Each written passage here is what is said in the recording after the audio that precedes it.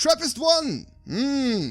Yet another video about TRAPPIST-1, but this time it's going to be a little bit different. Hello wonderful person, this is Anton, and in today's video I'm going to be using a webcam and I'm going to do a challenge. I'm going to try to find this beautiful, incredible, super cool red dwarf with its 7 Earth-like planets completely manually from Earth. We're gonna see if I can do it, and let's discover it in this video. Welcome to What the Math.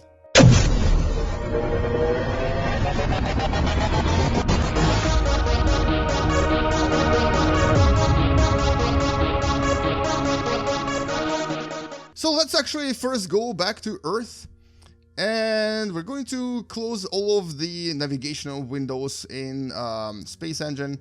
Going to also slow down time just as it's a little bit easier to see things. And so now we're going to basically try to manually find TRAPPIST. Can we do it? Well, let's find out. I don't know. It's actually really challenging. You'd be surprised how hard it is, and there's actually 2 reasons for why it's so difficult.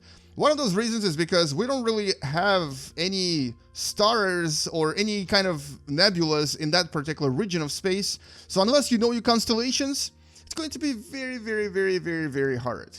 Now, how I'm going to do this is a little bit different. I'm actually going to maybe talk my way through this just so that you know that I'm recording this in kind of a real time and not cheating and cutting and pasting and editing this video. I'm going to increase brightness first and basically position myself aiming directly at the center of the galaxy in the Milky Way. We're now going to go a little bit to the right of it.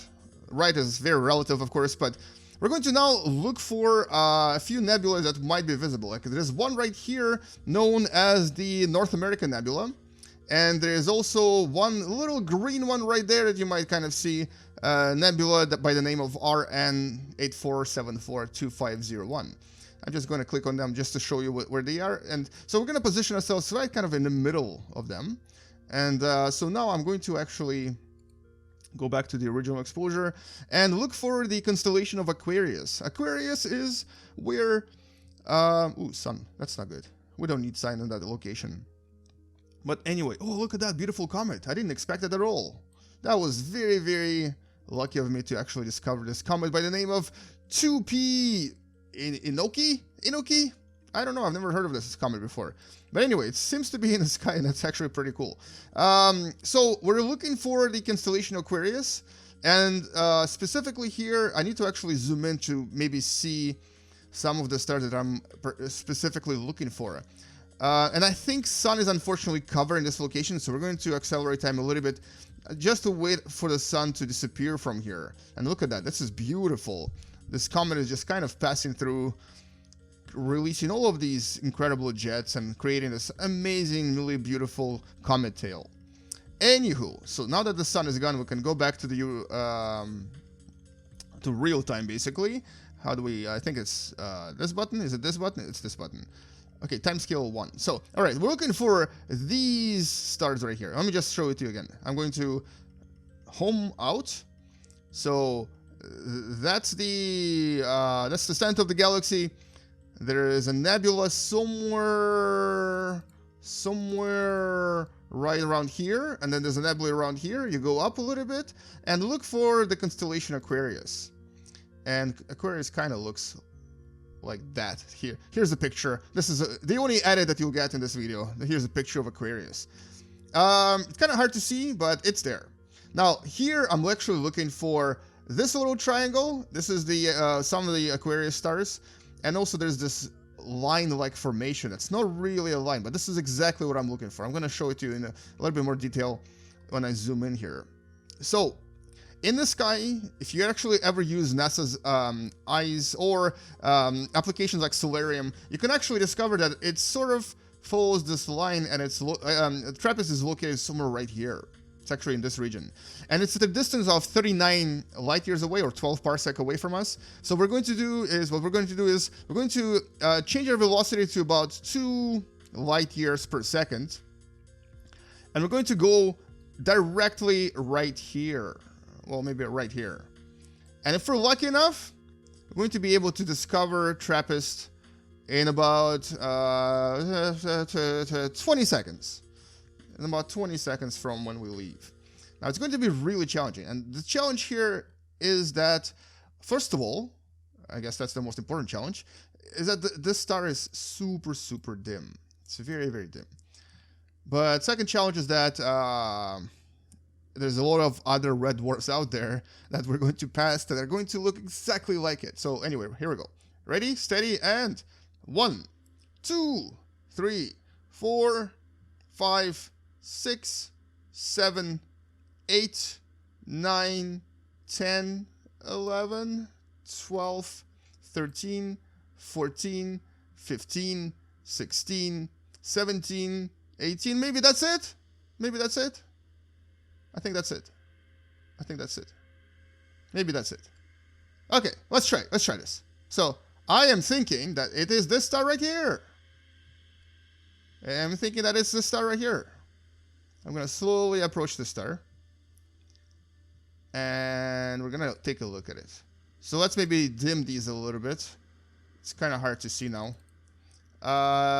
Let's go to original brightness, original dimness, and exposure. And so, oh, here we go, here we go, here we go. Are you a TRAPPIST? Are you a TRAPPIST? I know you're a red dwarf. You look like a red dwarf. You feel like a red dwarf. You are a red dwarf. You're a super cool red dwarf. Are you a super cool red dwarf? Let's discover that by going really close to you. And something's happening. Something's happening. Lots of planets around it. 1, 2, 3, 4, 5, 6, 7. 7 planets. Are you a TRAPPIST? Okay, let's count the days of the nearest planet. Oh, no, no, no, no, no. Oh, so I almost lost it. Okay, so we're going to count. If the nearest planet orbits in 1.5 days, I know this is TRAPPIST. But the star is moving away from me, though. Okay, so here we go. And 1, 2, 3, and 4, and 5. It looks like it's a day and a half. Yeah, I am like 99% certain this is TRAPPIST. I'm going to click on it. And, oh, I missed. And TRAPPIST-1! Oh, crowd goes wild. Crowd goes wild. All right. And essentially, that is how you do it, ladies and gentlemen. It's, well, it's kind of challenging, but it's fun. There's really no navigational hints here, so it'll be very difficult to find it otherwise. But it's quite possible. Maybe in one of the future challenges, I'll try this with a little bit more difficulty. Maybe possibly finding it from like outside of our solar system, which would be a little bit more challenging because then I would really need to start thinking about other stars. But here is TRAPPIST-1b, the closest planet. Well, actually, no. Let's go to TRAPPIST-1d. TRAPPIST-1d is a lot cooler, right? Where is TRAPPIST-1d? Let's zoom out of here for a second. Which one of you is TRAPPIST-1d? Is that you? I think that's you. So, that's basically it.